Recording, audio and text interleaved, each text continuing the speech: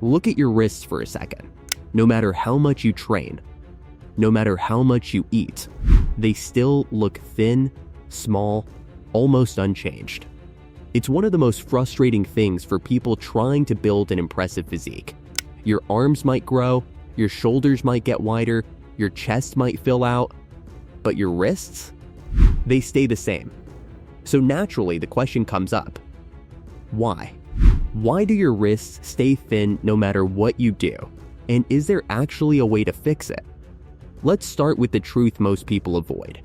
Your wrist size is primarily determined by your bone structure.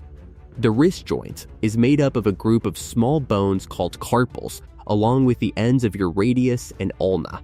These bones form the foundation of your wrist, and unlike muscles, they don't significantly increase in thickness once you've finished growing.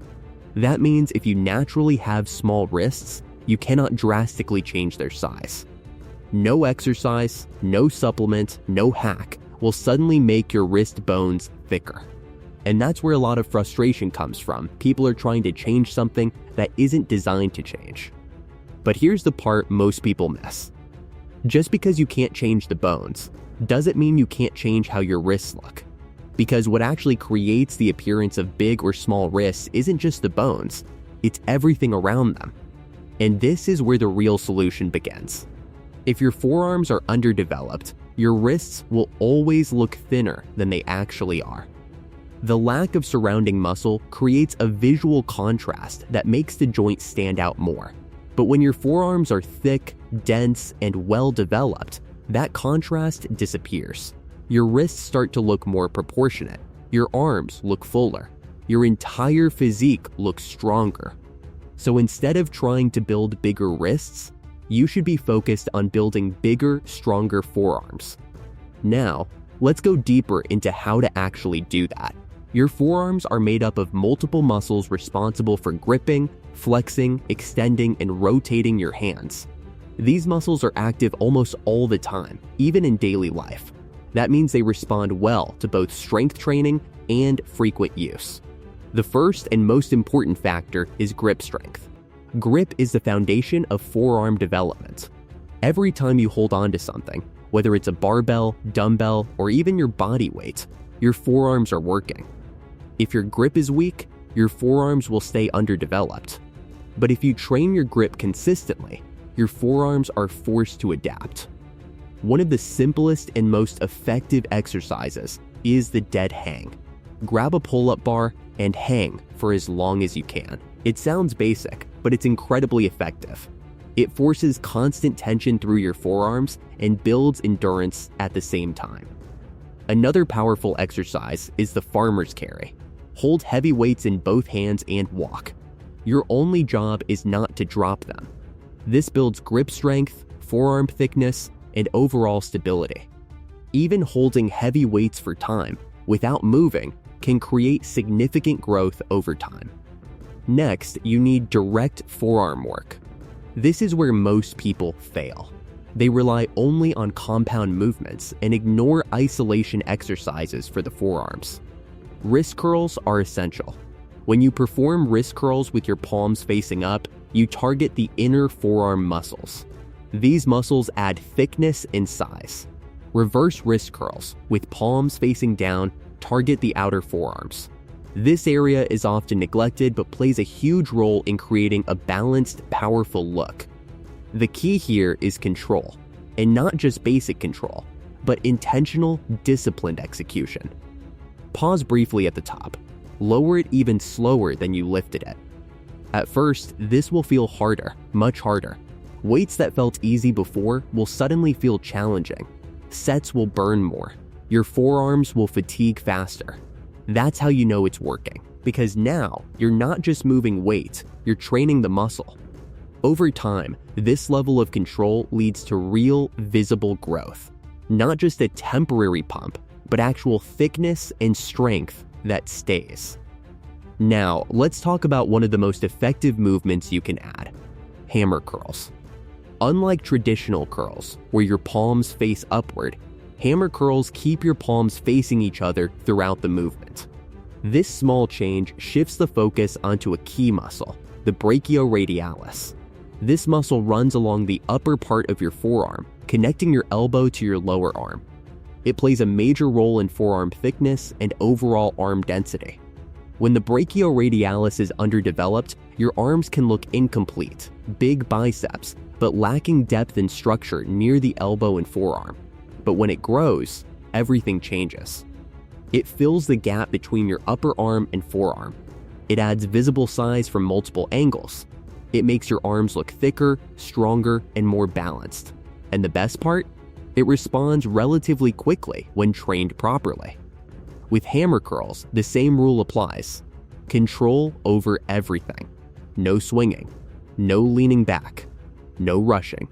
Keep your elbows stable. Move only at the elbow joint. Lift with intent and lower slowly. Feel the muscle working through every rep. That's what builds it. Now let's move into something just as important: frequency. Forearms are unique compared to most other muscle groups. You use them constantly throughout the day: gripping, lifting, carrying, typing, holding. Because of this, they are naturally more resistant to fatigue and recover faster. That means they can handle more frequent training. But here's where people go wrong. They either ignore forearms completely, or they try to destroy them in one intense session and then neglect them for the rest of the week. Neither approach works well. Instead of going all in once a week, the smarter approach is consistency. Train your forearms 2 to 4 times per week. Short sessions. Focused work. No wasted effort. You don't need hours. You don't need extreme weight. You need repetition and consistency. Think of it like this. Forearms grow best when they are reminded frequently, not overwhelmed occasionally. Each session adds a small layer of progress, and those layers stack up fast. Now let's talk about one of the most underrated factors: time under tension. This is where many people miss out on serious gains. It's easy to think that a heavier weight equals better results. But with forearms, how long the muscle is working often matters more than how heavy the weight is. Time under tension means keeping the muscle engaged for a longer period during each set. This can be done in several ways: slower reps, longer holds, controlled negatives, extended sets. Even simple holds, like gripping a heavy dumbbell for as long as possible, can be incredibly effective. Why? Because the muscle is forced to stay active continuously. There's no break, no release, no shortcut. That sustained effort forces adaptation. It builds endurance. Make your muscles work longer. Make every second count. Make every rep intentional. Because in the end, growth doesn't come from how fast you move. It comes from how well you control it. Now let's address body composition.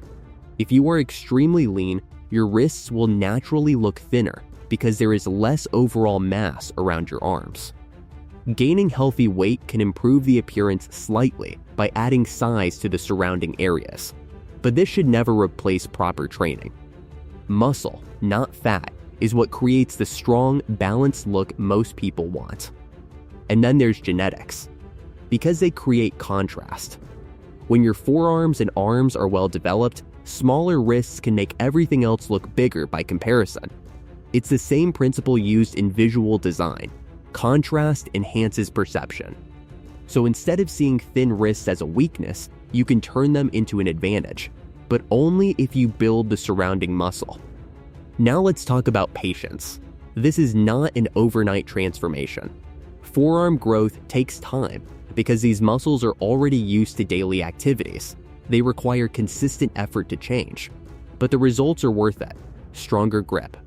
Not to change your bone structure, but to build around it so effectively that it no longer matters. So if you've been frustrated with your wrists, stop focusing on the wrong thing. Stop trying to change what you can't. Start building what you can. Train your grip. Train your forearms.